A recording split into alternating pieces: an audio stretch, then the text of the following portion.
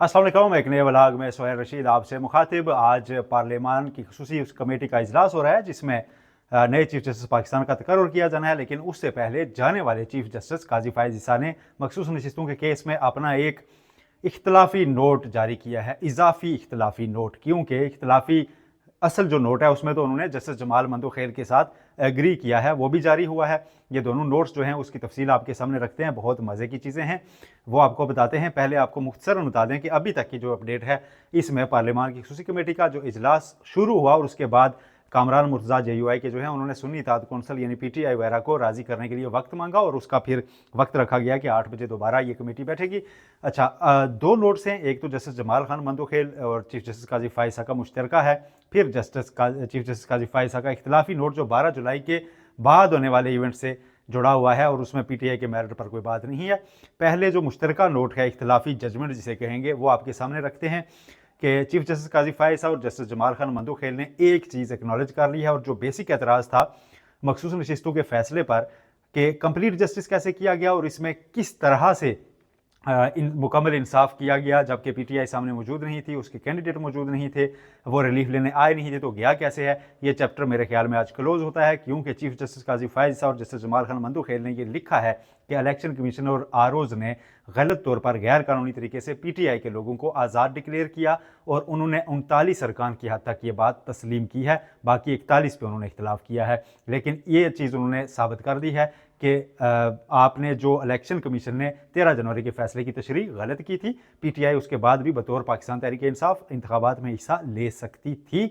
और फिर साथ ये भी बताया है कि अगरचे वो 39 अरकान हमारे सामने नहीं आए, लेकिन उनके खिलाफ जो इलेक्शन कमीशन ने गलत एक जजमेंट पास की उसकी सज़ा न तो उन्हें दी जा सकती है, ना उनके तनासुब से जो माइनॉरिटीज़ को और ख़वातीन को मखसूस नशिस्तें मिलनी हैं, ना ही उनको उनके हक से महरूम रखा जा सकता है। बेशक PTI के वो 39 अरकान हमारे सामने नहीं, ना ही PTI हमारे सामने है, लेकिन हम उनके कॉन्स्टिट्यूशनल राइट्स चूँकि मुतासर हो रहे हैं, हम इसका नोटिस ले सकते हैं। ये नोट चीफ जस्टिस काजी फायज़ ईसा और जस्टिस जमाल खान मंदोखेल का सामने आ जाने के बाद ये सवाल दफन हो जाता है कि सुप्रीम कोर्ट के पास इख्तियार था या नहीं PTI को बिन मांगे ये रिलीफ देने का।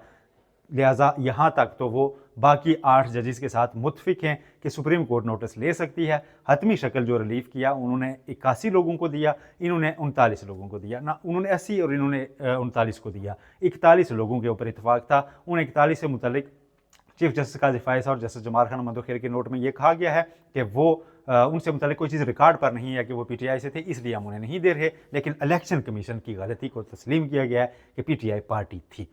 अब आते हैं जो असल मज़े की चीज़ है, जो चीफ जस्टिस काजी फायज़ ईसा का इख्तलाफी नोट, इजाफी इख्तलाफी नोट है। उसमें उन्होंने 12 जुलाई के बाद के महरक़ात का जायज़ा लिया और फिर एक बहुत दूर की कोड़ी लाए हैं, जिसमें उन्होंने अब ये फरमाया है कि दरअसल मखसूस नशिस्तों का फैसला तो फैसला है ही नहीं, ये केस तो निपटाया ही नहीं गया, ये तो पेंडिंग केस है।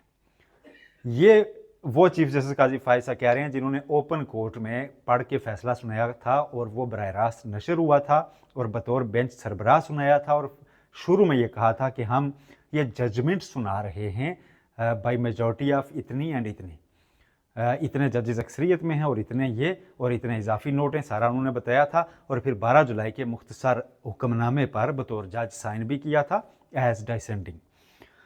तो आज वो कह रहे हैं कि ना तो वो 12 जुलाई का शॉर्ट ऑर्डर फैसला है, ना ही मखसूस नशिस्तों का तफसीली फैसला दरअसल फैसला है, लिहाजा इस पर अमल दरामद की ज़रूरत नहीं। वही बात जो इससे पहले दो इंतहाई इख्तलाफी जजेस जिन्होंने चीफ जस्टिस से भी इतफाक नहीं किया था, जस्टिस अमीनुद्दीन खान और जस्टिस नईम अख्तर अफगान, उन्होंने भी लिखी थी कि इस फैसले पर अमल दरामद की ज़रूरत नहीं। आज चीफ जस्टिस काजी फायज़ ईसा ने जाते जाते ये तरगीब दी है कि इस फैसले पर अमल की कतई ज़रूरत नहीं, क्योंकि ये फैसला तो फैसला है नहीं, ये केस तो भी पेंडिंग है।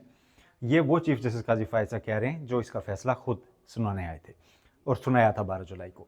और उसके बाद उन्होंने इस केस पर नज़रसानी दरख्वास्त को लगाने के हक़ में भी वोट दिया था प्रैक्टिस एंड प्रोसीजर कमेटी में। उसके मीटिंग मिनट्स भी मौजूद हैं और आज भी उन्होंने अपने नोट में इस बात को तस्लीम किया है कि मैंने वो केस लगाना चाहा था, लेकिन जस्टिस मंसूर अली साहब और जस्टिस मुनीब अख्तर ने नहीं लगाने दिया। सवाल ये पैदा होता है कि अगर एक तरफ आप लिख रहे हैं कि ये फैसला अभी हुआ ही नहीं, केस पेंडिंग है, तो फिर नज़रसानी कैसे लग रही थी?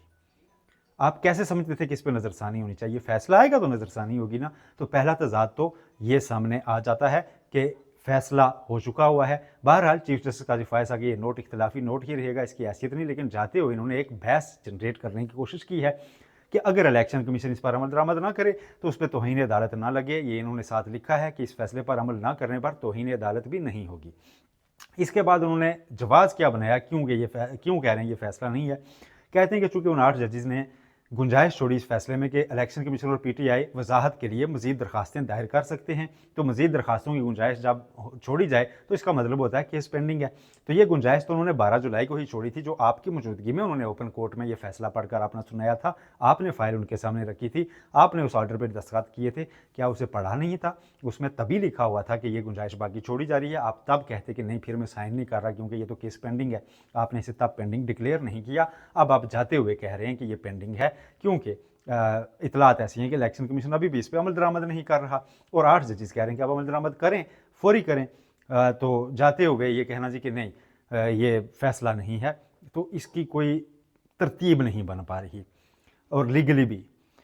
अच्छा, इसके बाद उन्होंने जो वजाहतें जारी की 8 जजेस ने 2 बार, उन वजाहतों के ऊपर जो रजिस्ट्रार से सवालात पूछे उन्होंने, वो सवालात भी और उनका जवाब जो रजिस्ट्रार से मिला उसे भी रिकॉर्ड का हिस्सा बनाया है। और फिर ये कहा है जी कि असल में तो ये 13 रुकनी बेंच, ये कुछ करीब तर है एक आर्गूमेंट कि असल में तो ये केस 13 रुकनी बेंच ने सुना। तो उसके बाद 8 जजेस ने उसमें से सिर्फ गुंजाइश निकाल ली जी कि वजाहतें सिर्फ 8 जजेस जारी करेंगे और चैम्बर में वो फैसले करेंगे। तो उन्होंने 13 रुकनी बेंच में से अपना एक निकाल लिया 8 रुकनी बेंच। तो ये भी मुख्तसर आर्डर में बाय द वे लिखा हुआ था, तो तभी आप कह सकते थे कि नहीं ऐसी वजाहत नहीं हो सकती, ये फिर 13 के 13 सुना करेंगे। आपने तब भी ऐसा नहीं कहा, या इनिशियल जो मुख्तसर नोट था उसमें जैसे जमाल खान मंदुखेल ने भी ऐसा नहीं लिखा। फिर ये कहा है कि जी मेरी जिम्मेदारी है कि मैं पॉइंट आउट करूँ कि ये फैसला जो है गलतियों से, तजादात से, आइनी खिलाफ वर्जियों से भरा हुआ है। तो लिहाजा इस फैसले को मेरे जो साथी जजेज़ हैं उनसे मैं तवक्को रखता हूँ कि वो एक ना एक दिन इस फैसले को करेक्ट करेंगे और पाकिस्तान को आइन के मुताबिक ही गवर्न होना चाहिए। फिर जो सबसे बड़ी मज़े की चीज़ उन्होंने की है, अब आप देखिए, वो चीफ जस्टिस काजी फायसा जो फरमाते थे कि मुझे तो पता ही नहीं कि आइनी तरमीम क्या है, इस नोट में ये लिख रहे हैं कि दरअसल मखसूस नशिस्तों का जब केस आया तो मैंने ये तजवीज़ दी थी कमेटी में कि मैं जो मुस्तफ़ीद हो सकता हूँ, यानी हम सीनियर जजेस जिन्होंने आगे चीफ जस्टिस बनना है, एक तो मैं हूँ अभी जिन्होंने आगे बनना है, हम में से जो लोग आइनी तरमीम होने से, ये जून में बात हो रही है जब अभी आइनी तरमीम कहीं नहीं है, लोग हमें कहते थे कि आप क्यों ये शोर डाल रहे हैं कि आइनी तरमीम होगी, आइनी तरमीम तो कोई नहीं कर रहा। तो आइनी तरमीम के हक़ में उस वक्त चीफ जस्टिस साहब दलीलें दे रहे थे, उसको मद्देनज़र रखते हुए कमेटी मीटिंग में खुद आज ये मान रहे हैं कि मैंने बाकी जजेस से ये कहा था कि जनाब आइनी तरमीम से जो मुस्तफ़ीद हो सकते हैं या जो मुतासर हो सकते हैं वो ये केस ना सुने।